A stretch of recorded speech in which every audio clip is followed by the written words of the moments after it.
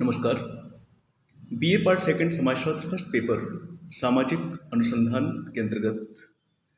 आज के अपने इस व्याख्यान में मैं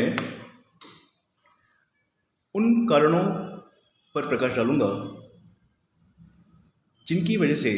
सामाजिक अनुसंधानों में व्यक्तिपरकता पाई जाती है, व्यक्तिपरकता देखने को मिलती है, सब्जेक्टिविटी देखने को मिलती है। So this lecture of mine is going to be very important because in this lecture, in this video lecture, I am going to throw light on all those regions due to which subjectivity is found in the social research, social studies. मुख्य बिंदु पर आने से पहले मैं बताना चाहूँगा कि सामाजिक अनुसंधान में व्यक्तिपरकता का क्या तात्पर्य है। व्यक्तिपरकता को हम वस्तुपरकता के संदर्भ में समझ सकते हैं। वस्तुपरक सामाजिक अनुसंधान एक ऐसा सामाजिक अनुसंधान होता है जिसमें अनुसंधानकर्ता घटना का वास्तविक अध्ययन करता है, वास्तविक अवलोकन करता है, बिना किसी पक्षपात के सूचनादाताओं के साथ अंतःक्रिया करता है, उनसे तथ्य संकलित करता है, बिना किसी छेड़खानी के, बिना किसी छेड़छाड़ के वह प्राप्त किए तथ्यों को प्रस्तुत करता है, उनका विश्लेषण करता है और इस प्रकार से घटना के कार्यकारण संबंधों की विवेचना करते हुए घटना का सामान्यीकरण करता है और सिद्धांत प्रतिपादित करता है। इसके विपरीत व्यक्तिपरक सामाजिक अनुसंधान का तात्पर्य एक ऐसे सामाजिक अनुसंधान से है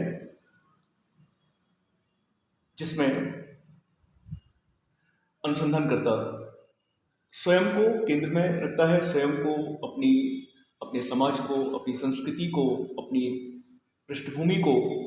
अपनी व्यक्तिगत भावनाओं को, अपने अनुभवों को, अपने पूर्वाग्रहों को केंद्र में रखता है और उसके आधार पर घटना का अध्ययन करता है। हम समझ सकते हैं कि यदि ऐसा किया जाता है तो घटना का वास्तविक अध्ययन संभव नहीं होगा, चाहते हुए भी नहीं होगा, क्योंकि ऐसा करने से घटना का एक विकृत रूप ही हमारे सामने आएगा, एक ऐसा रूप जिसमें कि जिसकी पृष्ठभूमि में कहीं ना कहीं अनुसंधान करता है, उसका व्यक्तिगत जीवन है, उसकी व्यक्तिगत संस्कृति है, व्यक्तिगत अनुभव है, उसकी व्यक्तिगत फीलिंग्स हैं, पूर्वाग्रह हैं, एक ऐसा रूप हमारे सामने आएगा। अधिकांश विचारक इस बात से सहमत हैं कि सामाजिक अनुसंधान में व्यक्तिपरकता देखने को मिलती है, अर्थात अनुसंधानकर्ताओं के, सामाजिक अनुसंधानकर्ताओं के व्यक्तिगत अनुभव देखने को मिलते हैं, उनका व्यक्तिगत जो पूर्वाग्रह हैं, उनकी व्यक्तिगत जो दृष्टिकोण है वो देखने को मिलता है। और जब ऐसा होता है तो अनुसंधानकर्ता अपने अध्ययन में अनुसंधान की आत्मा को नष्ट कर देते हैं। आज हम बात करेंगे कि आखिर ऐसा क्या कारण है कि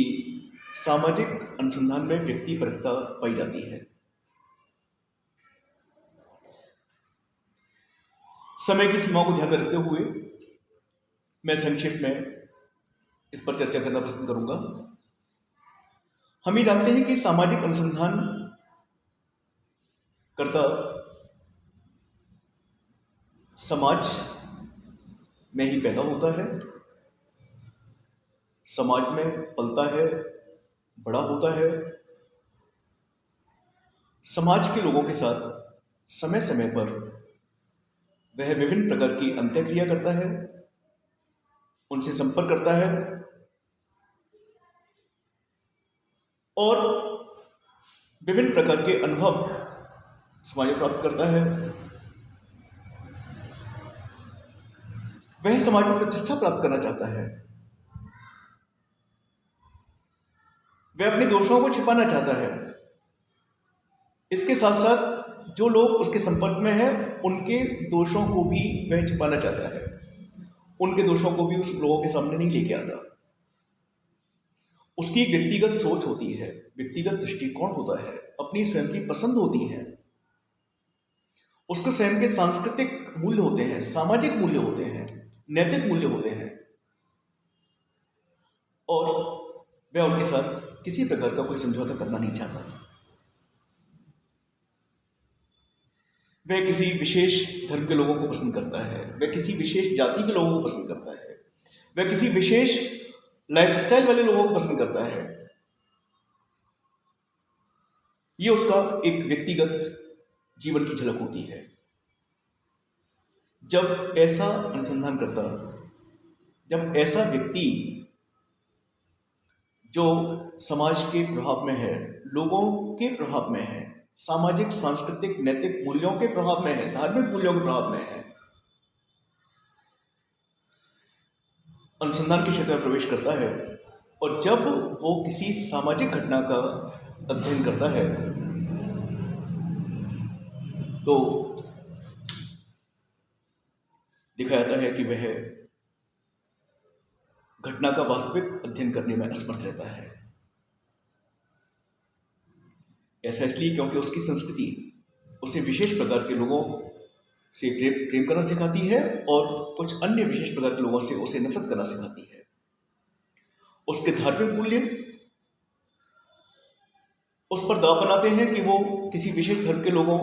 के साथ उठे बैठे उनके संपर्क में है, और कुछ विशेष धर्मों या धर्मों के लोगों के साथ में संपर्क ना रखे, विशेष खान पान वाले लोगों के साथ में संपर्क में रहे, विशेष किसी अन्य विशेष खान पान वाले व्यक्ति के साथ में संपर्क ना बनाए, संबंध ना बनाए। तो ये चीज देखने को मिलती है। तो मेरा तात्पर्य यही है कि व्यक्तिपरकता इसलिए होती है क्योंकि अनुसंधानकर्ता सामाजिक प्राणी होता है, समाज में वह अपना पूरा समय बिताता है, समाज में अपनी प्रतिष्ठा के लिए जीता है, अपने सम्मान के लिए जीता है, और अपनी एक अलग इमेज बनाने के लिए वो किसी विशेष धर्म, विशेष जाति, विशेष खान पान, विशेष संस्कृति के लोगों से जहाँ एक और संबंध बनाता है, तो वहीं किसी अन्य विशेष संस्कृति, विशेष धर्म, विशेष जाति या जातियों के लोगों से दूरी बनाकर रखता है। कहने का तात्पर्य है कि वो व्यक्ति समाज से संबंधित होता है और सामाजिक, सांस्कृतिक, धार्मिक, नैतिक मूल्यों का प्रभाव उसके ऊपर हमेशा बना रहता है। अब बात आती है सूचनादाताओं की। जैसा हम जानते हैं कि सामाजिक अनुसंधान में अनुसंधानकर्ता अध्ययन क्षेत्र में निवास करने वाले जो सूचनादाता है, जिसको वो अपने अध्ययन के लिए चुनता है सैंपलिंग मेथड से, उनके साथ अंतःक्रिया करता है, उनसे घटना के बारे में तथ्य संकलित करता है। जब और जो लोग, जिन लोगों से वो संपर्क स्थापित करता है, तो वो लोग भी समाज के ही लोग हैं, उनकी भी अपनी एक विशिष्ट संस्कृति है, अपने अलग अलग धर्म हैं, अलग अलग जातियां हैं, अलग अलग पहनावा है, अलग अलग खान पान है, अलग अलग नैतिक मूल्य हैं, अलग अलग धार्मिक मूल्य हैं। तो जहां एक और अनुसंधानकर्ता की जड़ें समाज में होती हैं, वही दूसरी ओर सूचनादाताओं की जड़ें भी समाज में होती हैं। उन पर भी सामाजिक, सांस्कृतिक, नैतिक, धार्मिक मूल्यों का प्रभाव बहुत गहरा होता है। जब अनुसंधानकर्ता, जिसका कि अपना एक विशेष धर्म है, विशेष संस्कृति है, विशेष जाति है, उसकी व्यक्तिगत सोच है, व्यक्तिगत दृष्टिकोण है, जब वो इतने सारे लोगों से मिलता है तो निश्चित रूप से, और जब वो देखता है कि उनकी सोच अलग अलग है, तो वो उन्हीं लोगों को, उन्हीं सूचनात्मक इकाइयों को ज़्यादा पसंद करता है जो उसकी जैसी सोच रखते हैं,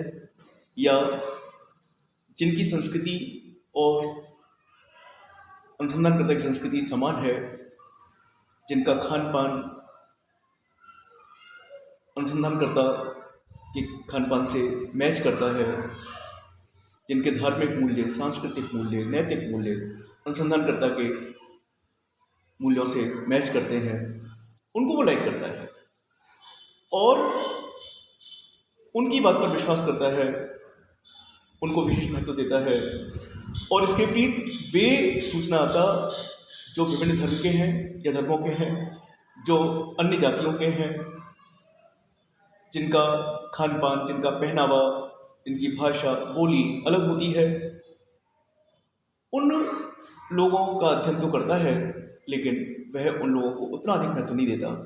जितना अधिक महत्व वो अपनी संस्कृति से संबंधित, अपनी धर्म से संबंधित, अपनी जाति से संबंधित लोगों को देता है। यही वो मुख्य कारण है जिसकी वजह से अध्ययन में या सामाजिक अनुसंधान वस्तुपरक नहीं बन पाता और व्यक्तिपरक बन जाता है, क्योंकि पूरे अध्ययन के दौरान अनुसंधानकर्ता